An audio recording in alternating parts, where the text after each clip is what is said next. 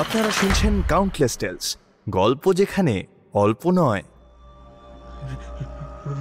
রহমান সাহেব বেঁচে আছে তো? লতিফ খিক করে হাসল, পা অনেকক্ষণ ধরে নড়ল তার। হাসতে হাসতেই বলল, তাকে আগে খবর দিয়েছি স্যার। গেটের সামনের নরম মাটির গর্তটা ওটা রহমান সাহেবের। আপনি বুঝতে পারছেন না স্যার? হ্যাঁ, এই মাটি জ্যান্ত মাটি। কবর ছাড়া এই মাটির উপর আর কিচ্ছু থাকা উচিত নয়। 10 দিন পর দেখবেন এইখানে সজনে গাছ হবে এক একটা, হবে।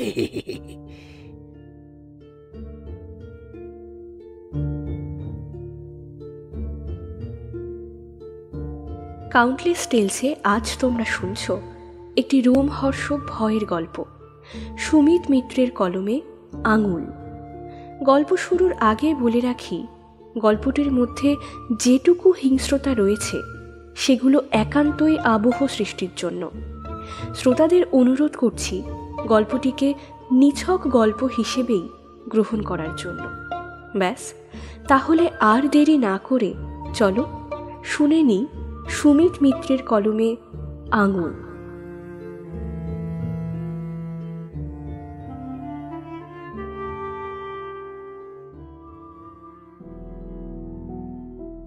সরকার সাহেবের বয়স 35। এই বয়সে তার একজন সঙ্গী, 1.5-2 বছরের তুলতুলে একটা বাচ্চা, আর সরকারি চাকরি থাকার কথা একটা, সঙ্গে এক গাদা বন্ধু বান্ধব। অথচ এসবের কিছুই নেই তার। থাকার মধ্যে শুধু আছে একটা 3টে রুমের ঘর সমেত 4 তলা বিল্ডিং। 11 বছর আগে যেটার মালিক বলে গিয়েছেন, শোনো, এই চাবির গোছাটা তোমার কাছে রাখো, আর এই সামনের মাসে এসেই আমি সব বুঝে নেব তোমার থেকে। সেই সামনের মাসটা এখনো আসেনি। সে মালিক পাড়ি দিয়েছেন সুদূর অস্ট্রেলিয়া, অর্থাৎ কাগজে কলমে বাড়িটাও তার নয়।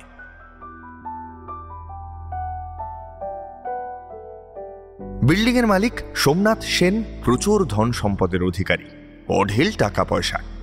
সরকার সাহেব এই বাড়িতে এসেছিলেন তখন বাড়ির কাজটা পুরোপুরি সম্পন্ন হয়নি। সরকার সাহেব এসেছিলেন একটা চাকরির জন্য, যে কোনো চাকরি।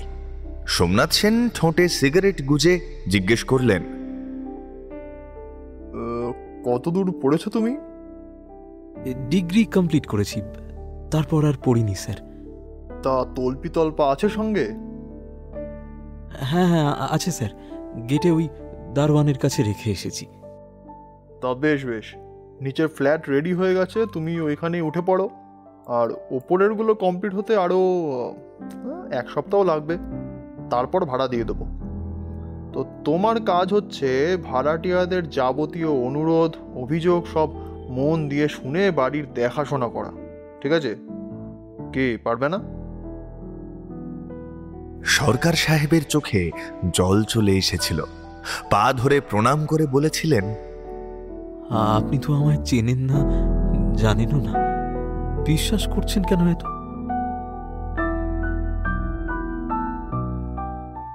সোমনাথ সেন মুচকি হেসেছিলেন জবাবে।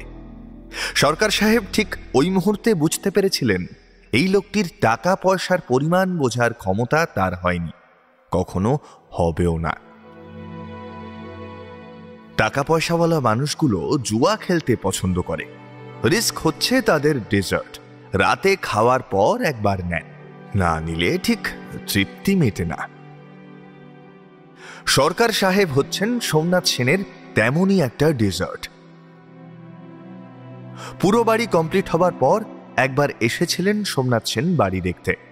যাওয়ার সময় সরকার সাহেবের কাঁধে হাত রেখে বলেছিলেন, একটা টু লেট বোর্ড লাগিয়ে দাও, তোমার মাইনে হবে প্রতি মাসের 3 তারিখে।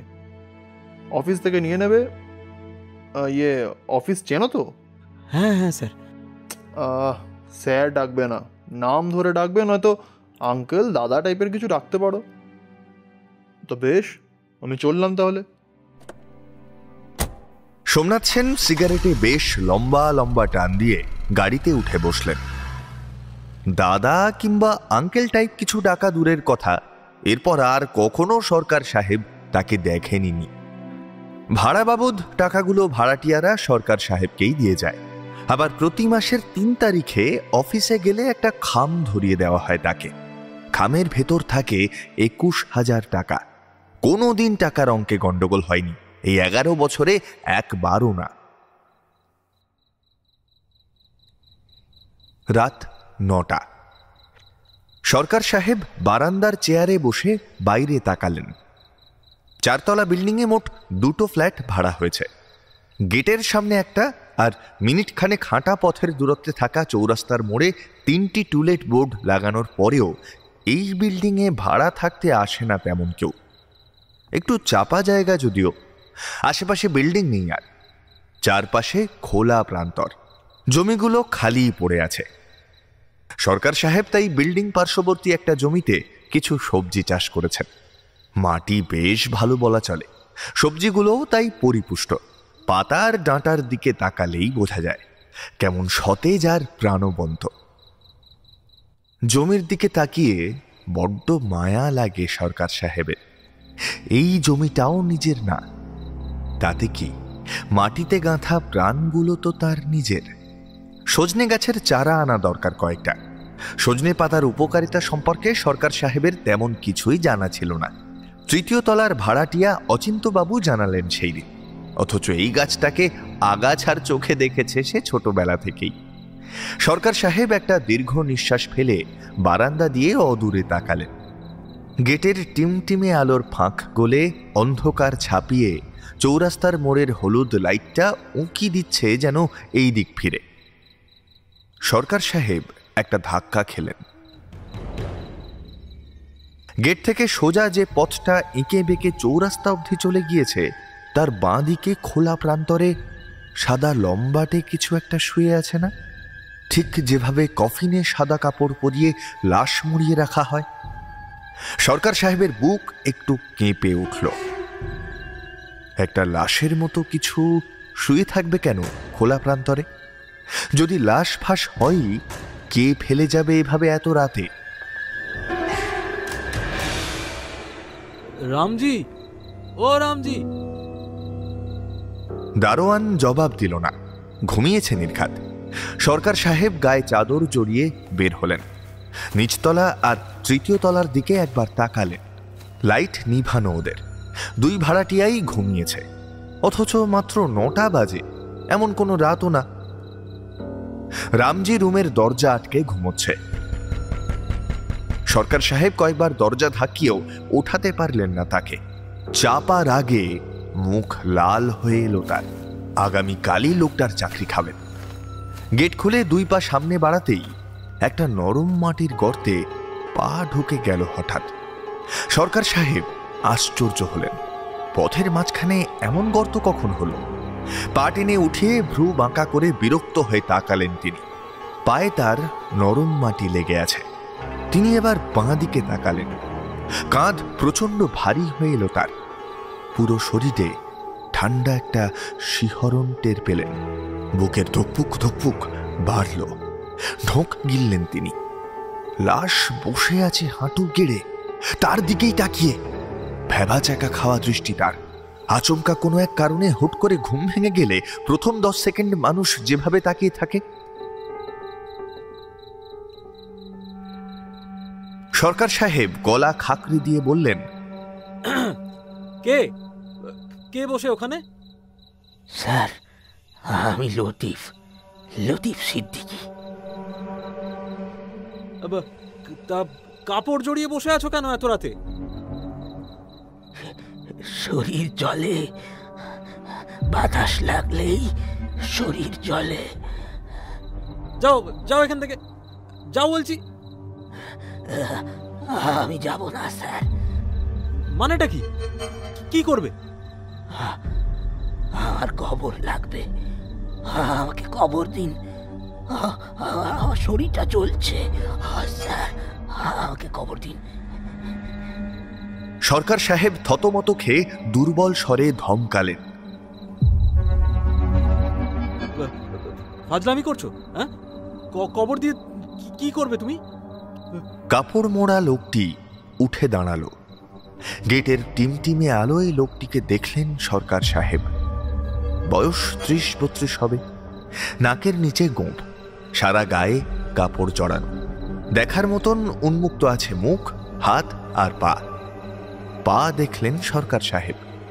বাঁ দিকের পা ঠিকঠাক, ডান পায়ের 3টি আঙুল কাটা। ঠিক কাটা নয়, অমানসিক শক্তি প্রয়োগ করে টেনে উপড়ে নিয়েছে কেউ। হাড্ডি উকি দিচ্ছে, সঙ্গে সাদা মাংস, রক্তের ছিটে ফোটাও নেই। সরকার সাহেবের বমি পেল। মুখে হাত চাপা দিয়ে চাপা কণ্ঠে চিৎকার করলেন তিনি, রামজি, রামজি! কাপড়ে মোড়া লোকটি উঠে খসখসে হাতে সরকার সাহেবের পা জড়িয়ে ধরল। আল্লাহর দোহাই, আল্লাহর দোহাই, আমাকে খবর দিন স্যার, শরীর চলে। হ্যাঁ, ওই জমিতে দিন, ওই জমি পছন্দ হয়েছে আমার। লতিফ হাত উঁচিয়ে দেখালো জমিটা। সরকার সাহেব ভয়ে কাঁপতে কাঁপতে ওই দিকে তাকালেন। যে জমিতে তিনি সবজি ফলিয়েছেন ওটা দেখিয়ে দিচ্ছে লতিফ। সরকার সাহেব অস্পষ্ট স্বরে চিৎকার করে লাথি মেরে হাত ছাড়িয়ে নিলেন লতিফের। তারপর এক ছুটে গেট পার হলেন। নিচতলায় দরজায় গিয়ে জোরে জোরে ধাক্কা দিলেন, কিন্তু দরজা খুলল না কেউ। আজ সবাই মরেছে কিনা কে জানে। প্রায় লাফিয়ে লাফিয়ে সিঁড়ি পার হলেন। চাদরটাও কোথায় পড়ে গিয়েছে। উদ্ভ্রান্ত হয়ে ঘর্মাক্ত গায়ে সরকার সাহেব আছড়ে পড়লেন 3য় তলার দরজায়। রহমান সাহেব দরজা খুললেন না। সরকার সাহেব এক মুহূর্ত দেরি না করে নিজের ফ্ল্যাটে আসলেন। ধড়াম করে দরজা লাগিয়ে লম্বা লম্বা নিঃশ্বাস নিলেন কয়েকটা। গলা তার শুকিয়ে শুষ্ক প্রান্তর হয়ে আছে। জল খেতে ডাইনিংয়ে এসে আচমকা ভয়ে হৃৎপিণ্ড যেন লাফিয়ে বের হয়ে আসতে চাইল তার। টেবিলে পা ঝুলিয়ে বসে কাঁপছে লতিফ। সরকার সাহেবের রক্তশূন্য মুখের দিকে তাকিয়ে কাতর স্বরে বলল, খবর দিন স্যার, শরীর পুড়ে যাচ্ছে। দেখুন, শরীর পুড়ে যাচ্ছে। লতিফ কাপড় সরালো খানিকটা গলার কাছ থেকে। ঘাড়ে কালচে দাগ, ভটকা মাংস পোড়া গন্ধ এসে নাকে লাগলো সরকার সাহেবের। দৌড়ে বেসিনের কাছে এসে বমি করলেন তিনি। লতিফের হাঁটতে কষ্ট হচ্ছে বোধহয়, তাই হামাগুড়ি দিয়ে বেসিনের কাছে এসে পা জড়িয়ে ধরল আবার। খসখসে একটা স্পর্শ। সরকার সাহেবের সারা গা গুলিয়ে উঠল। তিনি এক ঝটকায় 2 হাত পিছিয়ে হুমড়ি খেয়ে পড়লেন মেঝেতে। টেনে টেনে দেওয়ালের কাছাকাছি পৌঁছে ঠেস দিয়ে বসে কাঁপতে লাগলেন। লতিফ বেসিনের নিচে হামাগুড়ি দিয়ে বসে তাকিয়ে রইল। সরকার সাহেব বিড়বিড় করে কি সব মন্ত্র পড়লেন। তিনি নিশ্চয়ই বাজে একটা স্বপ্ন দেখছেন। লতিফ কাঁদো কাঁদো মুখে তাকালো। সরকার সাহেব ভীত স্বরে জিজ্ঞেস করলেন, তোমার বাড়ি কই? সাঁতরাগাছি স্যার। এখানে কেন এসেছো? মাটি পাই না স্যার, উপযুক্ত মাটি পাই না। সব মাটি পুড়ে গেছে, জ্যান্ত মাটি নেই আর স্যার। থাকলে কি আর এখানে আসি? সরকার সাহেব ঢোক গিলে বললেন, আজিজকে কি করেছো তুমি? খবর দিয়ে দিয়েছি স্যার। বেটা ভয়ের চোটে পেচ্ছাপ করে মাটি খানিক নোংরা করে ফেলেছিল, সমস্যা হয়নি। সাব্বিরকে বলেছি রুমের ভিতর গর্ত করতে। গর্ত হওয়ার পর কলার ধরে ডাইরেক্ট পুঁতে ফেলেছি, মাথা নিচে পা উপরে। জ্যান্ত মানুষ এইভাবে পুঁতলে সজনে গাছ হয় স্যার। 10 দিনের মধ্যে বেটা মাটি ফুঁড়ে উঁকি দেবে, দেখবেন। সরকার সাহেবের প্রচন্ড জলের তেষ্টা পেয়েছে। ডান পাশে 3 হাত দূরেই টেবিল, উপরে জগ রাখা, অথচ উঠে দাঁড়ানোর শক্তি নেই তার। লতিফ শুয়ে পড়েছে, তবে পা সোজা রেখে। সে একা নয়, সাব্বিরও আছে সঙ্গে। সাব্বিরকে সেটা সরকার সাহেবের জানা নেই, জানতেও চান না তিনি। ঘর্মাক্ত পিঠ লেগে থাকায় ঘামে দেওয়াল পিচ্ছিল হয়ে আসছে ক্রমশ। ভাঙা স্বরে তিনি বললেন, রহমান সাহেব বেঁচে আছে তো? লতিফ খিক করে হাসল। পা অনেকক্ষণ ধরে নড়ল তার। হাসতে হাসতেই বলল, তাকে আগে কবর দিয়েছি স্যার। গেটের সামনের নরম মাটির গর্তটা, ওটা রহমান সাহেবের। আপনি বুঝতে পারছেন না স্যার? হ্যাঁ, এই মাটি জ্যান্ত মাটি। কবর ছাড়া এই মাটির উপর আর কিচ্ছু থাকা উচিত নয়। 10 দিন পর দেখবেন এইখানে সজনে গাছ হবে এক একটা, হবে। সরকার সাহেব টের পেলেন আচমকা ভয়ের জায়গায় রাগ জমা হচ্ছে তার। রহমান সাহেবের মায়ায় মাখা মুখটা চোখের সামনে ভেসে উঠল বার কয়েক। ভদ্রলোক বিপত্নিক, বউয়ের মৃত্যুর পর আর বিয়ে করেননি, সন্তানও নেই। বন্ধু বলতেও তো ওই একজনই। গলার রগ ফুলিয়ে চিৎকার করলেন সরকার সাহেব, ফাজলামি করিস তুই আমার সাথে? হ্যাঁ, জ্যান্ত মানুষ পুঁতে ফেলেছিস মাটির ভিতরে, আর আমায় বলছিস সজনে গাছ হবে ওগুলো?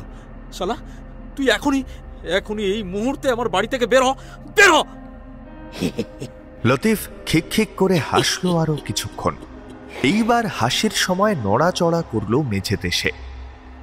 এইরকম হাসির কথা সচরাচর শোনা যায় না। হাসতে হাসতে উঠে বসে পড়ল সে। সরকার সাহেবের লাল চোখের দিকে তাকিয়ে বলল, স্যার, এইটা আপনার বাড়ি কে বলেছে?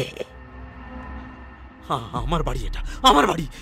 11 বছর ধরে দেখাশোনা করছি, এইখানে থাকি, খাই, ঘুমোই, সব কিছু।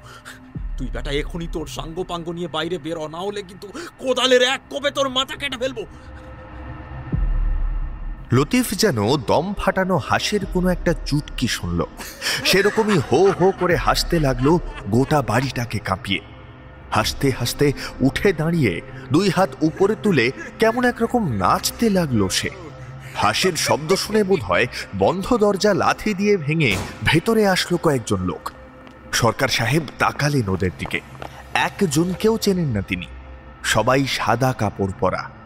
লতিফ 2 হাত উপরে তুলে এক বিশেষ ভঙ্গিতে নাচতে নাচতে বলল, সুলেমান, সরকার বাবুকে কুর্নিশ করো। এই তোমরাও করো। উনি বলছেন এই বিল্ডিং জমি সব তার, এখানে কবর হবে না। ওনাকে সেলাম করো সবাই, করো করো করো। গোটা 10 সাদা কাপড় পরা লোক হেসে উঠল সজোরে। সরকার সাহেব আর চোখে তাকালেন ঘরের এক কোণায়। দা বা বটি জাতীয় কিছু কিচেনে নেই, কিছু পাওয়া গেল না টেবিলের নিচেও। ঘরের এক কোণায় জুতোর বক্সের উপর ঘর মোছার লাঠিটা পড়ে রয়েছে। শক্ত আছে বইকি, হাতে নেওয়া দরকার। লতিফের কানে গিয়ে ফিসফিস করে কিছু বলে আসলো যে লোকটা, তার মুখে বিভৎস কাটা দাগ। ব্লেডের আঁচড় দিয়ে কাটা হয়েছে যেন একের পর এক। সেই বোধহয় সুলেমান, কারণ তার ফিসফিস শুনে লতিফ নাচ থামিয়ে খানিকটা গম্ভীর হয়ে বলে উঠল, সুলেমান, তুই নিচে যা, কোদাল হাতে লাইন দিয়ে দাঁড়াবি সবাইকে নিয়ে। আমি সরকার বাবুকে নিয়ে আসছি। যেভাবে হুড়মুড় করে এসেছিল সাদা কাপড় পরা লোকগুলো, ঠিক ওইভাবেই হুড়মুড় করে নেমে চলে গেল তারা। লতিফের স্বরে গম্ভীর ছাপ। চলুন স্যার, লাঠি দিয়ে আমাদের মারার কথা স্বপ্নেও কল্পনা করবেন না। আমরা মরাদের আপনি মারবেন কেমন করে? আমাদের কবর দিন। আমরা 50 জন আছি। বিল্ডিং সহ পুরো জায়গায় 50টা গর্ত করতে হবে। তবে আপনার সবজির জমিটা আমার জন্য রাখছি, ওইটা তো আমার জন্য গর্ত করবেন। কি যে সুন্দর মাটি, চিবিয়ে খেয়ে ফেলতে মন চায়। তাড়াতাড়ি আসুন। সরকার সাহেবের হাত ধরে টেনে রুমের বাইরে নিয়ে এলো লতিফ। এই প্রথমবার টের পেলেন সরকার সাহেব লতিফের গায়ে অমানসিক শক্তি। এই শক্তির উৎস কোথায় তিনি জানেন না, এই শক্তির সঙ্গে পেরে ওঠাও সম্ভব না। শুধুমাত্র একটা কথা মাথায় ঢুকছে না তার, এরা আজিজকে পুঁতে ফেলেছে, রহমান সাহেব সহ আরেক ভাড়াটিয়ার পুরো পরিবারকেও পুঁতে ফেলেছে। তাহলে নিজেরা একে অপরকে পুঁতে ফেলছে না কেন? তাকে কেন ডাকা হচ্ছে গর্ত খোঁড়ার জন্য? লতিফ আবারও খিকখিক করে হাসল সরকার সাহেবের ভীত মুখচ্ছবির দিকে তাকিয়ে। পানসে চেহারার চেয়েও প্রশ্নটা বেশি হাস্যকর। সিঁড়ি দিয়ে নামতে নামতে জবাব দিল সে, স্যার, মরা একে অপরের জন্য কবর খুঁড়তে পারে না। এক মরা জ্যান্ত মানুষকে পুঁতে ফেলবে, একটা জ্যান্ত মরাকে পুঁতে ফেলবে, এইটাই তো নিয়ম। নইলে সজনে গাছ হয় না। সজনে গাছ চান না আপনি? হ্যাঁ। সরকার সাহেব হাঁপাতে হাঁপাতে বললেন, এইভাবে চাই না। সজনে গাছের পাতা খাবার তলায় বসার লোকই না থাকলে ওই গাছ দিয়ে কি করব? লতিফ হাসল আর চোখে তাকালো একবার সরকার সাহেবের দিকে। তারপর বিল্ডিং দেখিয়ে ফিসফিস করে বলল, সোমনাথ সেন কি তার এই সজনে গাছের পাতা খায়?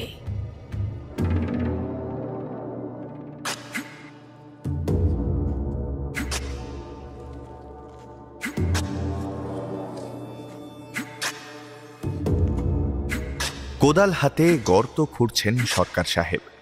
সারা গা ঘামে চুপচুপ করছে। অদূরে লাইন ধরে দাঁড়িয়ে আছে 50টা লাশ। সরকার সাহেব লাউলতার গোড়ায় কোদাল গেঁথে হঠাৎ হু হু করে কেঁদে উঠলেন। চোখ ফেটে জল এলো তার। কোদাল ফেলে মাটি 2 হাতে আঁকড়ে ধরে চিৎকার করলেন তিনি, আমার কোনো সজনে গাছের দরকার নেই।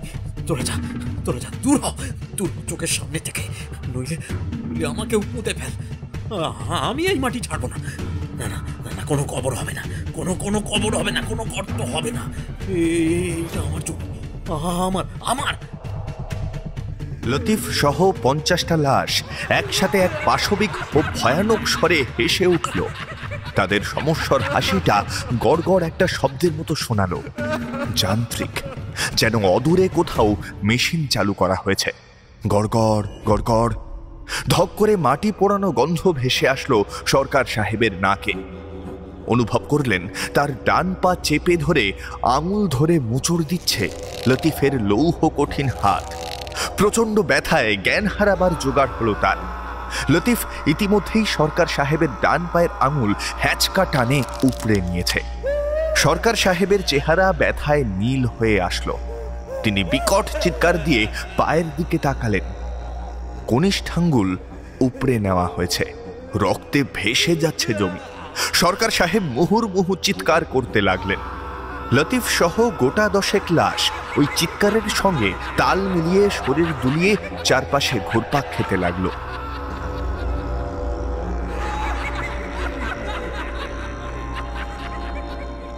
প্রতি ঘন্টায় একটা করে আঙুল উপড়াবো স্যার, যতক্ষণ না গর্ত খুঁড়বেন।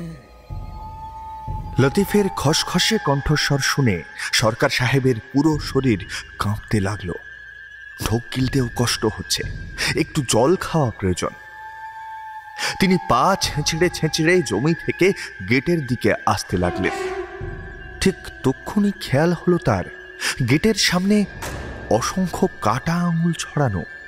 মোটা আঙুল, সরু আঙুল, বৃদ্ধা, তর্জনী, মধ্যমা, অনামিকা, কনিষ্ঠা, আঙুলের সমুদ্র, আঙুলের পাহাড়। এটা পার হলেই ওই পাশে তার বাড়ি।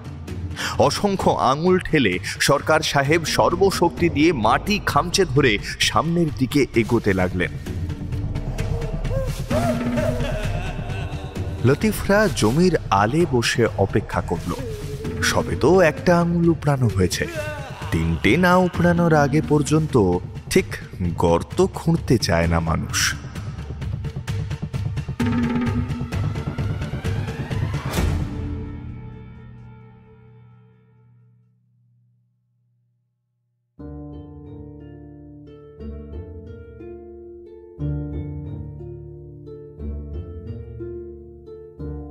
আজ তোমরা শুনলে সুমিত মিত্রের কলমে রোমহর্ষক একটি ভয়ের গল্প আঙুল।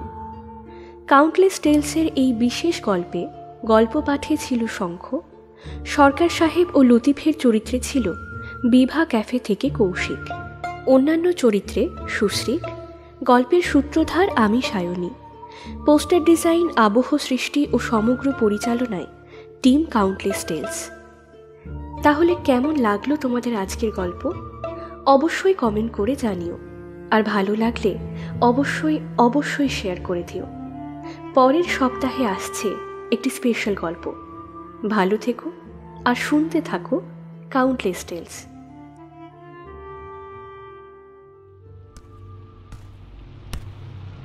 সন্ধ্যার পর বাড়িতে স্যান্ডেল পায়ে হাঁটছে কেউ। একটা থপ থপ শব্দ হচ্ছে। ভেজা স্যান্ডেল। বাথরুম থেকে যেন কেউ এইমাত্র পা ধুয়ে আসলো। কে হাঁটে তা সোহরাব জানে না। গায়ের উপর থেকে কাঁথাটা সরিয়ে ভাঙা কাচের জানলা দিয়ে একবার বাইরে তাকিয়ে সময় বোঝার চেষ্টা করে সে। কালো ভেজা তুলোয় ভরা চাঁদহীন জুবুথুবু আকাশ সময়ের শও বুঝতে দেয় না তাকে। সামান্য বৃষ্টি হচ্ছে বাইরে ঝিরিঝিরি। সোহরাব ছোট্ট মোবাইলের স্ক্রিনে সময় দেখল। রাত 1:15। এখনো হচ্ছে শব্দটা।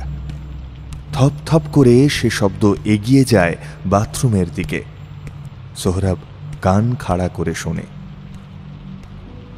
ঠক ঠক শব্দের সঙ্গে সে পরিচিত। সোহরাবের প্রিয় মানুষটা হাঁটতেন এমন শব্দ করেই। শব্দ আসত খড়ম থেকে, কাঠের খড়ম। দূর থেকে সোহরাব টের পেত নানা আসছেন। বড্ড আদর করতেন তিনি সোহরাবকে। কিন্তু মৃত্যুর বহুদিন পরও সেই ঠক ঠক শব্দ শুনেছে সে রাত দুপুরে। ক্লান্তিহীন একজোড়া পায়ে খড়ম পরে হেঁটে চলেছে কেউ। বহুদিন পর দাদাজানের কথা মনে পড়ল আজ তার।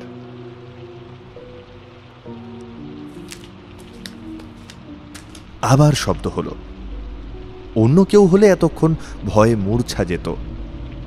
সোহরাব আজ বাড়িতে একা। রফিকের সঙ্গে ভাড়া ভাগাভাগি করে এই বাড়িতে থাকে সে।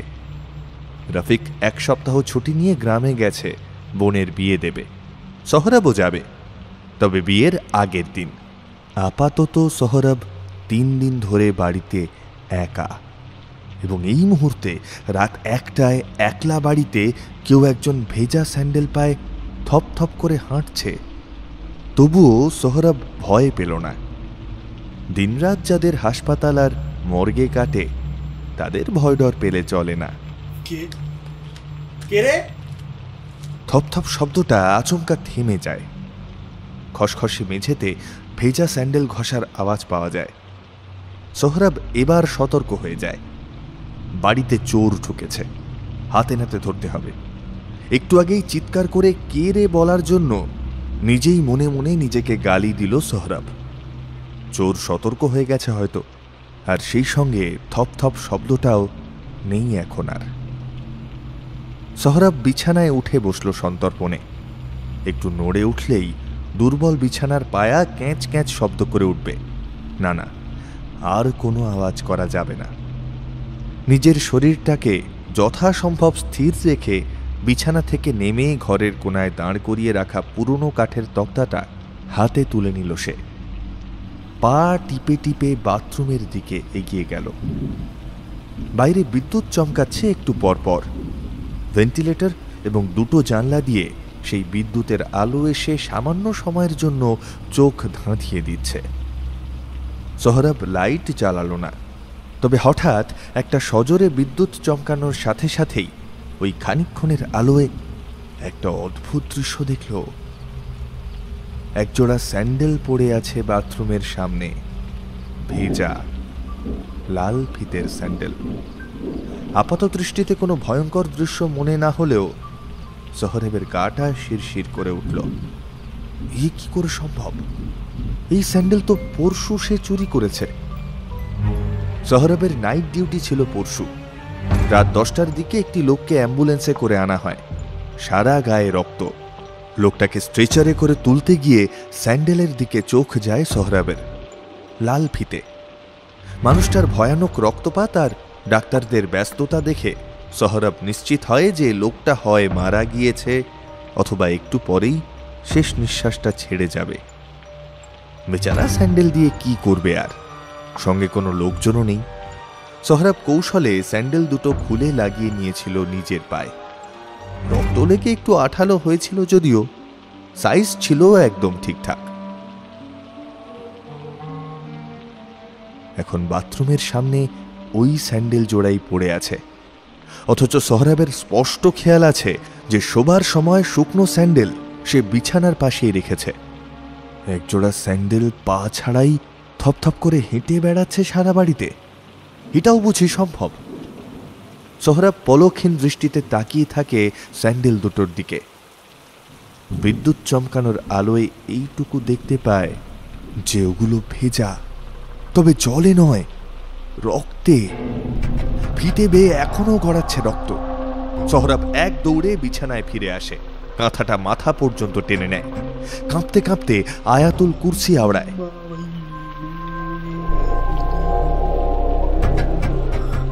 প্রথমাংশ মনে পড়লেও শেষাংশ মনে পড়ে না কিছুতেই।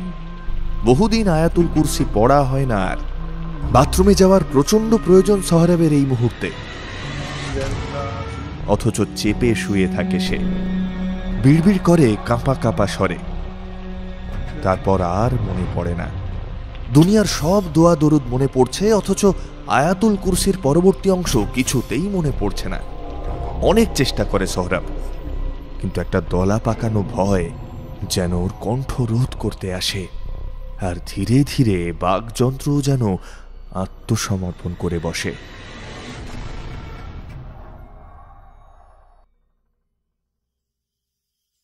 ইশারাত বোরখা গায়ে দাঁড়িয়ে থাকে আম গাছের আড়ালে। পিছনে হালকা জঙ্গল, যথেষ্ট অন্ধকার চারপাশে। রাস্তা থেকে আম গাছটাই ভালো করে দেখা যায় না। আম গাছের আড়ালে কে দাঁড়িয়ে আছে সেটা দেখা তাই প্রায় অসম্ভব। তাও ইশারাত সতর্ক। গ্রামের মধ্যে প্রেম করা ভয়াবহ লজ্জার ব্যাপার, আর এই সময় ওকে যদি কেউ দেখে ফেলে তাহলেই সর্বনাশ। ইশারাত দাঁড়িয়ে আছে শোয়েবের জন্য। শোয়েব থাকে পীরতলায়। ইশারাতকে এক নজর দেখার জন্য শোয়েবকে সপ্তাহের একটা রাতে মাঝখানের দুটো গ্রাম পেরিয়ে এই আম গাছ তলায় আসতে হয়, পায়ে হেঁটে। নিতান্তই দরিদ্র ও বেকার শোয়েব। একটা রিক্সা ভাড়াও যে করবে সে টাকাও ওর নেই। পাই একমাত্র সম্বল। সন্ধ্যার সময় রওনা হয়েছে শোয়েব। এখন বাজে 9:30, আর 10 মিনিটের মধ্যেই পৌঁছে যাবে সে। শার্ট ঘামে ভিজে চটচট করছে, পায়ের রগ ছিঁড়ে যাচ্ছে ক্লান্তিহীন হাঁটার ব্যথায়। বুড়ো আঙুলের মাথার ব্যথাটা নাড়াচাড়া দিয়ে উঠছে ক্ষণে ক্ষণে। তবু শোয়েবের চেহারায় এক নিখুঁত আনন্দ খেলা করে। ওই যে আম গাছটা। ওর সামনে পৌঁছতেই ইশারাত হাত ধরে টেনে বসালো ক্লান্ত শোয়েবকে। বোরখা খুলে ফেলল। ওড়নার এক পাশ দিয়ে শোয়েবের মুখ মুছে দিল যত্ন করে। শোয়েব হাঁপাচ্ছে। ইশারাত এক বোতল জল এগিয়ে দিয়ে বলল, আমার কষ্ট হয়, তুমি এসো না শোয়েব। শোয়েব হাসে। অন্ধকার রাতে ইশারাত পরিষ্কার দেখতে পায় শোয়েবের এই হাসি কতটা জীবন্ত, কতটা মায়াময়, আর কতটা দরদ মিশিয়ে ঠোঁটের কোণে স্পষ্ট। শোয়েব হাঁপাতে হাঁপাতে বলে, তুমি যেখানে থাকবে আমি হেঁটে হেঁটে চলে আসবো ইস্যু। আকাশ হলে আকাশ, আমার কষ্ট হয় না। বুড়ো আঙুল দেখি। শোয়েব পা গুটিয়ে ফেলে, দেখাবে না কিছুতেই। দুপায়ের দু বুড়ো আঙুলের নখে কিছু একটা হয়েছে, ক্ষতের মতন। মাঝে মাঝে পুঁজ বের হয়, মাঝে মাঝে রক্ত। ইশারাত জোর করে পা টেনে ধরে খুলে বাড়ি থেকে চুরি করে কিছুক্ষণের জন্য আনা ছোট্ট পুরনো মোবাইলের আলো ফেলে ক্ষতের উপর। রক্ত বের হচ্ছে। ইশারাত পলিথিনে করে আনা কিছু লতাপাতা হাত দিয়ে মুছড়ে রস বের করে ক্ষতের উপর দেয়। চ্যাত করে জ্বলে ওঠে যেন। শোয়েব একটা আর্ত চিৎকার মুখে এনেও গিলে ফেলে। ইশারাত কাতর স্বরে বলে, একটা ডাক্তার দেখাও না শোয়েব, কানের দুল আছে আমার, দেখাও না। শোয়েব ব্যথা চেপে হেসে উঠে ইশারাতের নরম গালে হাত বুলিয়ে বলে, এ কিছুই না ইস্যু, সেরে যাবে দেখবে। তুমি অত না ভেবে একটু বসো না শান্ত হয়ে, কথা বলো। ইশারাত কথা বলে না, হু হু করে কাঁদে। আল্লাহ টাকা তাকে দেয় না কেন যার খুব বেশি দরকার। কিছু টাকা হলে শোয়েবকে একটা সাইকেল কিনে দেবে সে। শোয়েব ইশারাতকে বুকের সঙ্গে মিশিয়ে রাখে অনেকক্ষণ। তার ইচ্ছে হয় সারা রাত্রির এইভাবে ধরে রাখতে। পরক্ষণে সতর্ক হয়ে ওঠে, ইস্যু ফিরে যেতে হবে, তোমাকে খুঁজতে বের হলে ধরা পড়বে, যাও যাও। ইশারাত অনিচ্ছা সত্ত্বেও বোরখা গায়ে চাপায়। এই দিক ওই দিক তাকিয়ে আমগাছতলা থেকে বের হয়ে রাস্তায় উঠে আসে। বেশ কয়েকবার পিছনে ফিরেও তাকায়। গাছতলায় ঠেস দিয়ে বসে তাকিয়ে থাকে শোয়েব। ততক্ষণ তাকিয়ে থাকে যতক্ষণ না চোখের আড়াল হয় কালো নরম ছায়াটা। পিছনের দরজা দিয়ে বাড়িতে ঢুকেই ইশারাত টের পায় উঠোনে উৎসব উৎসব ভাব। সামনের দরজায় পা রাখতেই মনটা আনন্দে লাফিয়ে ওঠে। দাদাজান এসেছে, সঙ্গে একজন বন্ধু। রফিক ইশারাতকে দেখে বলল, কি রে, ঘুমোচ্ছিলি না? সেই জন্যই আর জাগাইনি। একদিনের ছুটিতে এসেছি, কাল ফেরত চলে যাব। এটা আমার বন্ধু সোহরাব। ইশারাত সোহরাবের দিকে কিছুক্ষণ তাকিয়ে দৌড়ে এসে জড়িয়ে ধরল দাদাজানকে, টেনে ঘরে আনল। একটা জরুরি কথা বলার আছে তার। দাদাজানের সঙ্গে তার বয়সের পার্থক্য ৬-৭ বছর। নিঃসংকোচে হয়তো বলতে পারবে না, তবে এই দাদাজান ছাড়া আর উপায়ও নেই। মা চাচা চাচিকে বলাই যাবে না, চিৎকার চেঁচামেচি করে একটা হুলস্থুল কাণ্ড বাঁধাবে। খানিক ইতস্তত করে বিছানায় পা ঝুলিয়ে বসে ইশারাত। রফিক তাড়া দিল, কি হলো বল। ইশারাত পায়ের বুড়ো আঙুল মাটিতে ঘষতে ঘষতে বলল, ও দাদাজান, শোয়েবের সঙ্গে আমার। রফিকের কান লাল হয়ে গেল। শোয়েবকে সে চেনে, একসঙ্গে ক্লাস 5 পর্যন্ত পড়েছিল স্কুলে। তারপর রফিক পড়াশোনা ছেড়ে দিল, শোয়েব চালিয়ে গেল। মাঝে মাঝে দেখা হয়। শোয়েবের চোখে মুখে একটা বিব্রত ভাব থাকে তখন।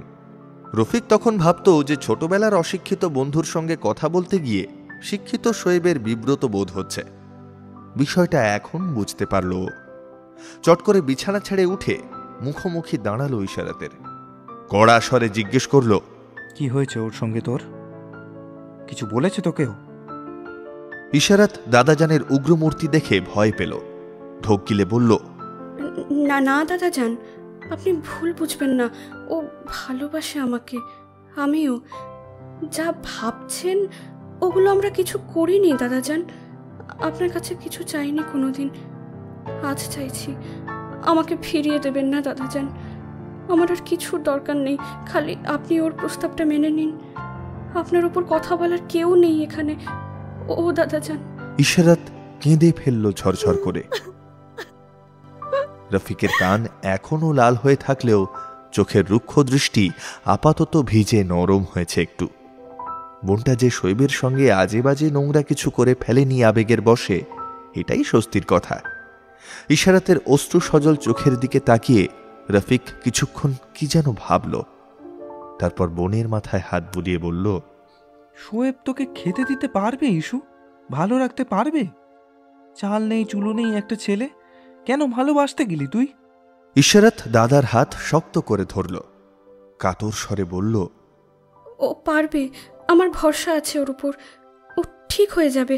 আপনি কথা বলবেন একটু ওর সঙ্গে, ও ভয় পায় আপনাকে। রফিক জানে যে শোয়েব ভয় পায়। বোনের চোখের জল মুছিয়ে দেয় রফিক, মাথায় হাত বুলিয়ে আশ্বাস দেয়। বিয়ে শাদির জন্য টাকা পয়সার দরকার আছে, হসপিটালের দারোয়ান কিংবা ভেতরকার টুকটাক এইটা ওইটা করে যা টাকা পয়সা রোজগার হয় তা দিয়ে বিয়ে শাদির মতো বড় একটা বিষয় সামাল দেওয়া বেশ কষ্টসাধ্য। বড় ভাই হিসেবে এই প্রথম রফিক টের পেল তার উপর পরিবারের সংসার খরচ চালানো ছাড়াও আরও একটা মস্ত দায়িত্ব আছে, বোনের বিয়ে দেওয়া। বোন যে কখন এত বড় হয়ে গিয়েছে ও টেরও পায়নি।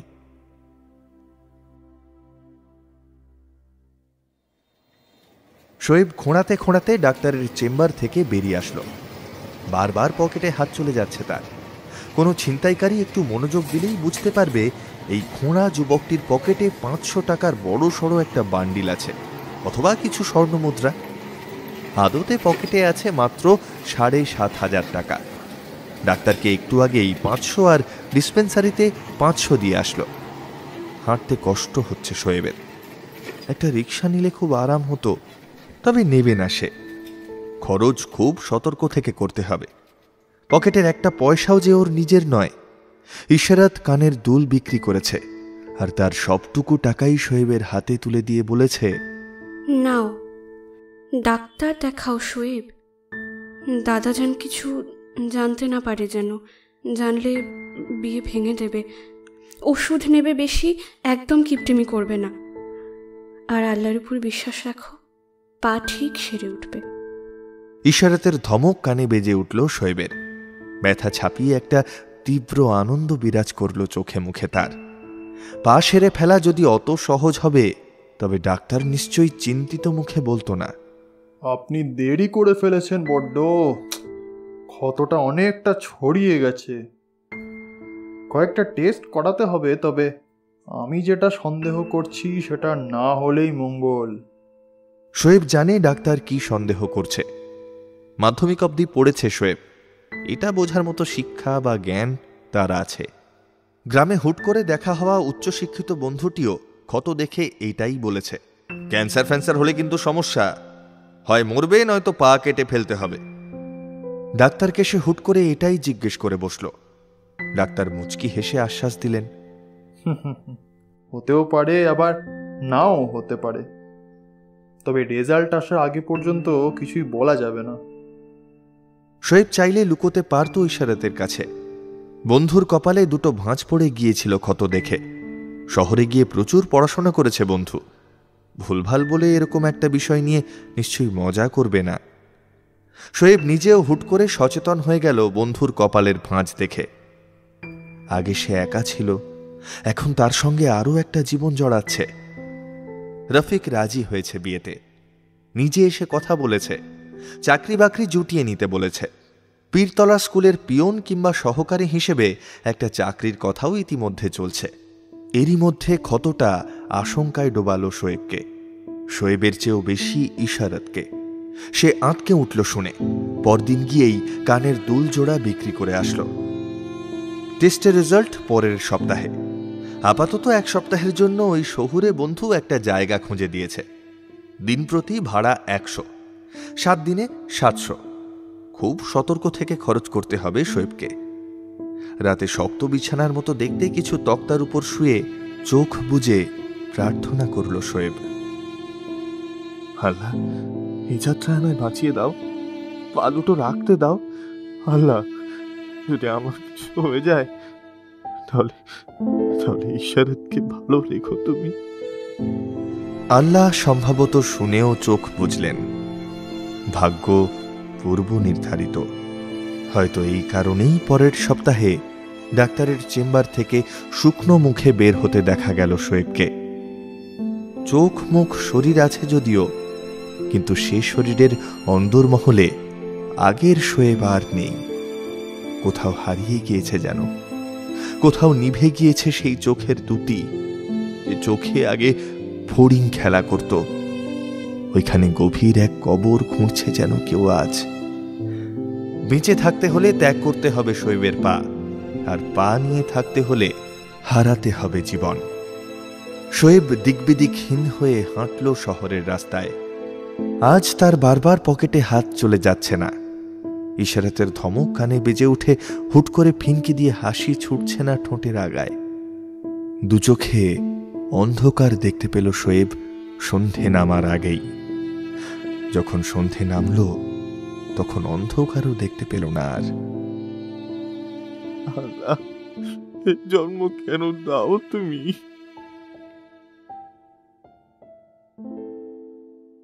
রাত 9:30টার দিকে পেট মোচড় দিয়ে ওঠার পর শোয়েব আচমকা টের পেল পা দুটো ছাড়াও তার একটা পেটও আছে। ওই পেটে সারাদিন দানা পানি কিচ্ছু পড়েনি। উঠে দাঁড়াতেই মাথা ঝিমঝিম করে উঠল। টলতে টলতে সামনের দিকে পা বাড়ালো সে। রাস্তার ডান দিক থেকে বুলেটের গতিতে ছুটে আসা একটা প্রাইভেট কার ছোঁ মেরে তাকে ধাক্কা দিয়ে শূন্যে তুলে আছড়ে ফেলল ফুটপাথে। শক্ত ইটের কোনায় লেগে মাথার পিছন দিক প্রায় থেঁতলে গেল। শোয়েব কিছুই শুনতে পেল না। মনে হলো কানের ছিদ্রে কেউ গরম সীসা ঢেলে দিয়েছে। মাথার ভেতরটা ফাঁকা। কয়েকজনকে দৌড়ে এগিয়ে আসতে দেখা গেল। ওইদিকে তাকিয়ে শোয়েবের এক মুহূর্তের জন্য মনে হলো অনেকগুলো ইশারাত দৌড়ে আসছে। ওড়না উড়ছে বাতাসে। এত সুন্দর একটা দৃশ্য। শোয়েবের খুব ইচ্ছা করলো আরো কিছুক্ষণ তাকিয়ে থাকতে। পারল না। ঘুমে দু চোখ বুজে আসলো তার।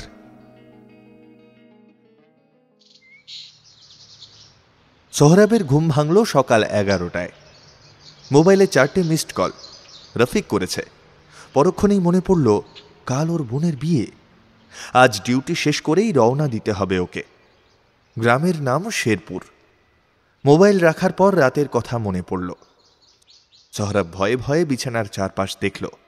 স্যান্ডেল জোড়া নেই।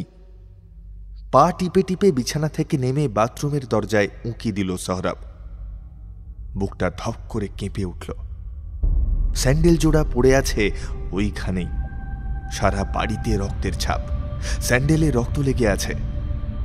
এই স্যান্ডেল ছোঁয়া যাবে না। সোহরাব দুরু দুরু বুকে স্যান্ডেল জোড়া কাঠের তক্তায় নিয়ে রুমের এক পাশে রাখা ময়লার পলিথিনের ভেতর ফেলল। সন্ধ্যার সময় ময়লাওয়ালাগুলো এসে নিয়ে যাবে।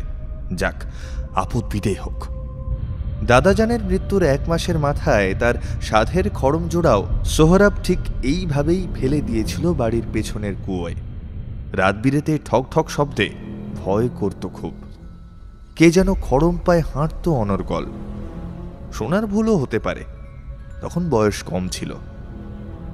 এখন সোহরাবের বয়স 27 পার হয়েছে। তাও সে থপ থপ শব্দে ভয় পাচ্ছে। বিচ্ছিরি ব্যাপার। আর তার চেয়েও বিচ্ছিরি এই শব্দ। সোহরাব সমস্ত ঘর মুছল জল আর ফিনাইল দিয়ে। স্যান্ডেলে রক্ত কোথা থেকে এলো তা ও জানে না, জানার দরকারও নেই। যত কম জানবে তত ভয়ে কম পাবে। এটাই ভালো। রাত দিন তাকে পড়ে থাকতে হয় মর্গে। সে শুধু জানবে এটা কত নম্বর লাশ, কখন আনা হয়েছে, কখন বের করা হবে ইত্যাদি। একজোড়া স্যান্ডেল কেন রাত বিরেতে বাড়িতে থপথপ করে হাঁটে, ওই স্যান্ডেলে রক্ত কোথা থেকে বের হয়, এইসব জানার প্রয়োজন নেই ওর। সোহরাব স্নান করতে ঢুকল। ভেজা গায়ে বের হতেই ভ্যাবাচাকা খেয়ে গেল। আবার থপথপ শব্দ। ভয়ে ভয়ে উঁকি দিল সে রুমের ভেতর। ভয়ে গা শিউরে উঠল ওর। এরকম দৃশ্য সে কোনোদিন দেখবে কল্পনাও করতে পারে না। স্যান্ডেল জোড়া হাঁটছে আবার, ঠিক যেভাবে মানুষ হাঁটে, একটার পর একটা পদক্ষেপ, অবিকল সেরকম। সোহরাবের পা থরথর করে কাঁপতে লাগলো। স্যান্ডেল বেয়ে আবারও গড়িয়ে পড়ছে রক্ত। লেপটে যাচ্ছে মেঝেতে, রেখে যাচ্ছে ছাপ। পরবর্তী 10 মিনিট সেই এক জোড়া জীবন্ত স্যান্ডেল উপেক্ষা করে কোনো রকমে জামা কাপড় পরে ঘরে তালা দিয়ে কিভাবে বের হয়ে এলো সোহরাব, তা একমাত্র আল্লাহই জানেন। ওর মন বসল না। খানিক পরপর চমকে উঠল। থপ থপ। সাধারণ এই পায়ের শব্দ এতটা ভয়ঙ্কর হয়ে উঠতে পারে সোহরাবের জানা ছিল না। সে মর্গে উঁকি দেয়। সহকারী আনসারকে ফিসফিস করে বলে, ওই আনসার, 3 দিন আগে যে লাশটা এসেছিল ওই রাত 10টার দিকে, হ্যাঁ, ওটা কোথায় রেখেছিস? আরে ওটা কত নম্বরে রেখেছিস? আনসার ভ্রু কুঁচকে নাম্বার বলে। সোহরাব ভয়ে ভয়ে উঁকি দেয় মর্গে। মর্গের দায়িত্ব যে ছোকরার হাতে, সে সোহরাবের পরিচিত, একসঙ্গে সিগারেট ফোঁকে মাঝে মধ্যে। সোহরাবের ভীত চেহারা দেখে ফিক করে হেসে বিদ্রুপ করে সে। সোহরাব পাত্তা দেয় না, ফিসফিস করে জিজ্ঞেস করে, 185 নম্বরের সঙ্গে কি কি পাওয়া গেছে? এই এখন মানি ব্যাগ আর ভেতরে ওই 5300 মতো টাকা আর কয়টা কাগজ ফাইল ওই তো স্যার টেবিলের উপর আছে। সোহরাব এগিয়ে গিয়ে কাগজগুলো দেখে। 185 নম্বরের প্রেসক্রিপশনে নাম লেখা শোয়েব আলী, বয়স 26। সোহরাব মানি ব্যাগ দেখে, কোনো ঠিকানা থাকতে পারে কোথাও। মানি ব্যাগ খুলতেই ডান পাশের ছোট্ট স্বচ্ছ পকেটে পাসপোর্ট সাইজের একটা ছবি দেখে সোহরাবের হাত কেঁপে ওঠে। একটা অষ্টাদশী তরুণীর ছবি, ইশারাত, রফিকের বোন। চিনতে পারে সোহরাব, সেইবার গ্রামে গিয়ে দেখা হয়েছিল ইশারাতের সঙ্গে। ভারী মিষ্টি মেয়ে, মাতালের মতো টলতে টলতে মর্গ থেকে বেরোয়েও রফিককে ফোন করে। রফিকের কণ্ঠস্বর শোনা যায় ফোনের ওপাশ থেকে। ইস্যুর সঙ্গে যার বিয়ে ঠিক করেছে ও শালা পালিয়েছে টাকা পয়সা নিয়ে। সুরের বাচ্চাটাকে আমি বেলে জ্যান্ত মাটিতে পুঁতে ফেলবো। তোর আর আসতে হবে না, বিয়ে ভেঙে দিয়েছি। সোহরাব ফোন কেটে দেয়। রাত 9:31। ঝিরিঝিরি বৃষ্টিতে অ্যাম্বুলেন্সের কাঁচ ঝাপসা হয়ে আসছে ক্রমশ। অ্যাম্বুলেন্স এগিয়ে যাচ্ছে একটা মেঠো পথ ধরে। আর কিছু দূর গেলেই শেরপুর গ্রাম। অ্যাম্বুলেন্সের পেছনে স্ট্রেচারের মতো দেখতে বিছানাটায় একটা লাশ। ধূপকাঠি জ্বালানো হয়েছে পাশে। সোহরাবের পেট গোলাচ্ছে যেন ধূপকাঠির গন্ধে। চেহারা বিকৃত করে একজোড়া স্যান্ডেল বুকে জড়িয়ে বসে আছে সে। স্যান্ডেল থেকে রক্ত পড়া বন্ধ হয়েছে আপাতত। অ্যাম্বুলেন্স আচমকা একটা সজোরে আওয়াজ করে থেমে গেল একেবারে। সোহরাব সামনে তাকালো। মাটির রাস্তা, ঝিরিঝিরি বৃষ্টিতে জল কাদা হয়ে একাকার। অ্যাম্বুলেন্সের চাকা ডুবে গেছে কোনো গর্তে। সঙ্গে তেমন লোকও নেই যে ঠেলে ঠুলে ওঠাবে। আশেপাশে জনবসতিও নেই সেরকম। দু একবার গিয়ার বাড়িয়ে কমিয়ে চেষ্টা করে ড্রাইভার হাল ছেড়ে দিল। আর গাড়ি এগোবে না। সোহরাব সামনে তাকিয়ে রইল। আর একটু এগোলেই শেরপুর গ্রাম। একটা বিয়ে বাড়ি, দরজায় অপেক্ষারত একটা দুঃখী মেয়ে। সোহরাবের কান্না পেল খুব। বুকে জড়িয়ে রাখা স্যান্ডেল জোড়া টুপ করে নিচে পড়ে গেল হাত খসে। সোহরাব অশ্রু সজল চোখে একবার লাশের দিকে তাকিয়ে কাঁপা কাঁপা হাতে অ্যাম্বুলেন্সের পেছনের দরজা খুলে দিল। স্যান্ডেল জোড়া একটু নড়ে উঠে লাফিয়ে নিচে নামলো রাস্তায়। তারপর সোহরাব, ড্রাইভার আর ড্রাইভারের সঙ্গে আসা এক যুবক ঝিরিঝিরি বৃষ্টির মধ্যে রাত 10টায় কর্দমক্ত রাস্তায় বিদ্যুৎ চমকানোর ক্ষণিক তীব্র আলোয় একটা অভূতপূর্ব দৃশ্য দেখতে পেল। শেরপুর গ্রাম উদ্দেশ্য করে একজোড়া স্যান্ডেল এগিয়ে যাচ্ছে, একটু না থেমে। আঠালো জল কাদা মাখা রাস্তায় থপ থপ শব্দ হচ্ছে। সেই শব্দ যেন অনেক দূর চলে গিয়েও গম গম করে শোনা যাচ্ছে। তবে আজকের পদক্ষেপগুলো কেমন অবিন্যস্ত। কিছুটা উদ্দামতা, আবার কিছুটা সন্দিহান পায়ে যেন এগিয়ে চলেছে কেউ। ঠিক এরকমটাই মনে হলো সোহরাবের। এমন ভয়ানক এক মায়া ভরা বিষাদময় শব্দ যে হয়, সেটা ওই রাত্রির আগে তিনজনের কারোরই জানা ছিল না বোধ হয়।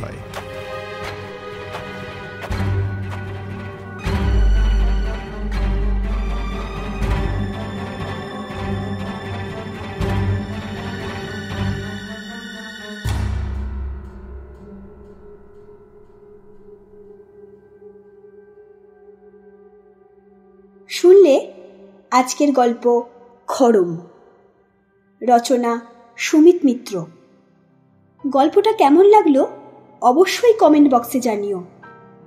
গল্প কথক ও শোয়েবের চরিত্রে ছিল শঙ্খ, ইশারাতের চরিত্রে সায়নী, সোহরাবের চরিত্রে সুশ্রীক, রফিকের চরিত্রে রাজশেখর, অন্যান্য চরিত্রে সুশ্রীক এবং রাজশেখর। গল্পের সূত্রধার আমি নেহা। পোস্টার ডিজাইনে ছিল অর্ক। সমগ্র সাউন্ড ডিজাইন ও পর্ব পরিচালনায় টিম কাউন্টলেস টেলস।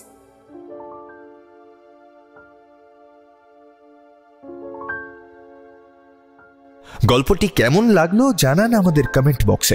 আর এখনো চ্যানেলটি সাবস্ক্রাইব না করে থাকলে কিসের অপেক্ষা করছেন? তাড়াতাড়ি করে নিন। খুব তাড়াতাড়ি আপনাদের সঙ্গে আবার দেখা হবে অন্য কোনো পর্বে। আজকের মতো চলি, নমস্কার।